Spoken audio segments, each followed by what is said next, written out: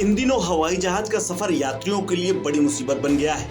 आए दिन किसी न किसी कारण से हवाई यात्रा करने वाले यात्रियों की जान पर बनाती है। ऐसा ही शनिवार को हुआ जब दिल्ली एयरपोर्ट के करीब 100 से ज्यादा यात्री जबलपुर के लिए उड़ान भर रहे थे।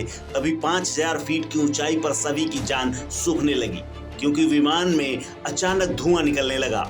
आलम यह था कि यात्रियों का धुआं के चलते दम घुटने लगा। हालात ये हो गए कि सांस लेना विमान के अंदर मुश्किल हो गया।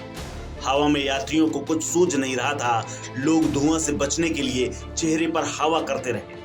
जिसको जो मिला उसने हाथ में उठाकर पंखा की तरह डुलाने लगा।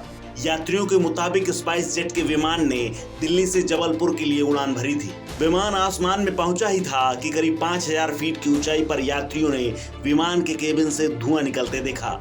विमान में धुआं देखकर यात्रियों की जान सूखने लगी। विमान के कैप्टन को जैसे ही जहाज में धुआं निकलने की सूचना मिली, उसने तुरंत एटीसी से संपर्क किया, जहां से तत्काल उसे दिल्ली लौटने को कहा गया।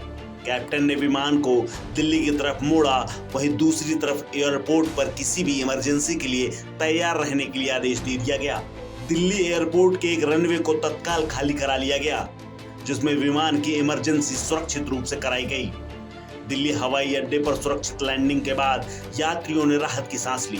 बताया जा रहा है कि इस विमान में 100 से ज्यादा लोग सवार थे, जिनकी जान बाल बाल बच गई है।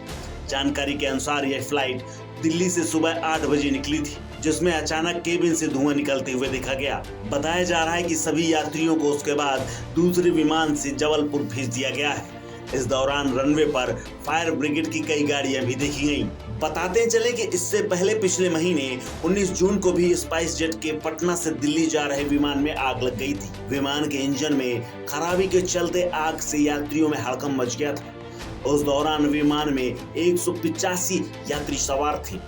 हालांकि विमान कंपनी ने कहा था कि उड़ान के दौरान ही एक पक्षी उससे टकरा गया था, जिसके बाद ये हादसा हुआ है। इस खबर में फिलहाल इतना ही। अपडेट्स के लिए बने रहिए वन इंडिया हिंदी के साथ।